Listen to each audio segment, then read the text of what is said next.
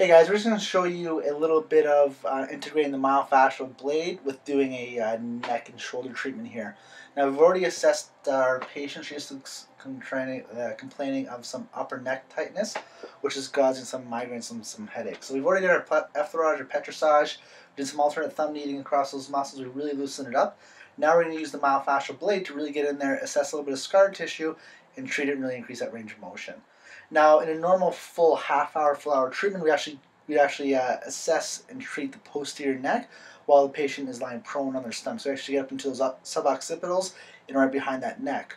While the patient is on their back, we're actually going to focus on the upper fibers of the trap, a little bit of the scalene muscles, and into that anterior and medial delta, loosen that up. So we're actually going to take a little bit of cocoa butter again. We're big fans of the cocoa butter. We're going to apply it to the areas we're going to treat. So we're going to open it up here. Actually just going to apply it across the patient's neck. We're not doing any kind of treating or assessing. We're actually just applying the cream. We've already done all our effleurage and all our other massage strokes. So when we're working with the neck, we're actually going to use this angle through here. So I'm going to assess right through that neck. I'm going to hold it at that 35-degree angle. She's really grading a lot of scar tissue through there. So again, we're using this angle through here. And we're just working on all those. Does that feel okay? Now we're just trying to see where the tension is and where the scar tissue is. So she has a lot through these muscles here. Now we're working on those scalenes. Now working with the scalenes, you want to stay within the sternocleidomastoid in between the traps. So we want to really work here. We don't suggest doing any in the anterior throat. It's kind of a stay away zone. So we're going to assess those really light touch. The tool is made so you don't have to actually apply a lot of pressure. So work all those scalenes in there. So what we're going to do, we're actually going to work. Now working with the neck, you want to stand at 35-degree angle, never flip it over and go across that 55-degree. So we're going to stay within this angle. We're going to work and break up all the scar tissue through the neck. I like bringing the neck, a little bit of rotation and flexion to really get through that trap.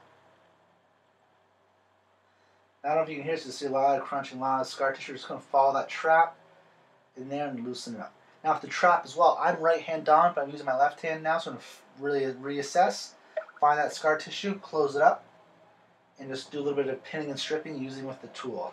You find it really breaks up and really releases. So we're going to come into a little rotation and flexion, come right across, and bring it through, bring that opposite ear, and you feel it through.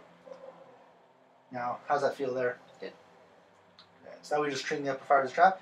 With the scalenes, I like keeping the head a little bit tilted across to really open up that neck. We're going to use more of this tilted edge here. And we're just going to work all those muscles, all that scar tissue there. Really stay superficial across there. A little bit of scar tissue in there. We're breaking it up. Perfect. So now we're going to bring our head back to normal. And we'll work a little bit of that anterior shoulder. That's where a lot of the bunching loss, a lot of the scar tissue comes. So make sure we have all that cocoa butter applied. When we're going to assess it, we're going to assess all angles, assess coming straight down the arm. And they're actually going to sweep back through here. And we're coming across. The most scar tissue feels like we're coming down this way. So with the anterior shoulder, we're going to start with it mid-range. We're going to hold at our wrist here. And we're just going to work at that 35-degree angle. Make sure we're getting breaking down all that scar tissue. Now we can do a lot of pinning and stripping as well. Really still use that 35-degree angle, find that scar tissue, pin it down, and then move it through that range here through the elbow.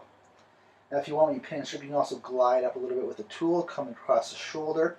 Now what I do is the anterior delt actually comes over top of the bicep muscle. So what I like to do is engage that delt as you're coming down, rotate it at the top here, so you kind of break that scar tissue that comes in between the bicep tendon and the anterior deltoid. Okay, so once we've done all our sweeps there, we're going to say about 20 to 30 seconds per sweep. We're going to reassess. Feels less bumpy, feels less gritty, we're doing our job. So we've worked on the upper fibers traps, a little bit of the scalenes, and a little bit of the anterior delt bicep region. So we're going to go back into our effleurage, kind of clear her out, calm down the tissues. Then once she gets off the table, we'll reassess her and do a little bit of exercise. Hey guys, that's all for the upper fibers traps, scalenes, and the bicep anterior shoulder.